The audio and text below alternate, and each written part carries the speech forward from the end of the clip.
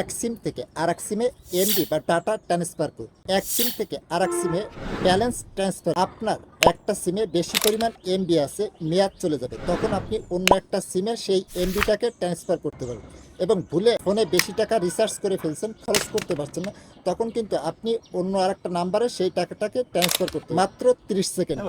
কিভাবে এক সিম থেকে অন্য সিমে ব্যালেন্স ট্রান্সফার করবেন জানতে হলে প্রথমে আমাকে ফলো করে দিন এবং ভিডিওটা আপনার টাইমলাইনে শেয়ার করে রেখে দিন, যে কোনো সময় প্রয়োজন পড়লে দেখে নিতে পারবেন। ফার্স্ট অফ অল ফোনের কল ডায়ালার অ্যাপসটা ওপেন করবেন। তারপরে এখানে লিখবেন *121*1500# দিয়ে আপনি গ্রামীণ সিমটা সিলেক্ট করে ডায়াল করে। আমি এখানে গ্রামীণ সিম থেকে দেখাচ্ছি। রবি, এয়ারটেল, টেলিটক, বাংলা লিংকের কোডটা আমি ভিডিও শেষে দিয়ে দেব।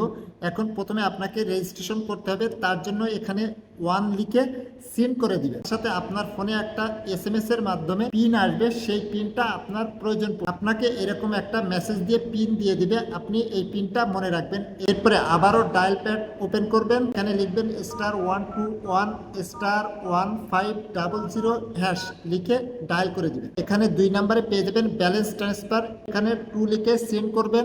তারপরে যে নাম্বারে টাকাটা পাঠাতে যাচ্ছেন সেই নাম্বারটা এখানে বসিয়ে দিবেন। নাম্বারটা বসানো হয়ে গেলে এই সিন্ডের উপরে ট্যাপ করবেন। এখানে আপনি 10 টাকা থেকে 100 টাকা পর্যন্ত ট্রান্সফার করতে পারবেন। আপনি এখানে ট্রান্সফার অ্যামাউন্টটা লিখে দিবেন, দেওয়ার পরে সিন্ডের উপরে ট্যাপ করবেন। তাকে যে পিনটা দিয়েছে আপনি সেই পিনটা এখানে বসিয়ে দিবেন।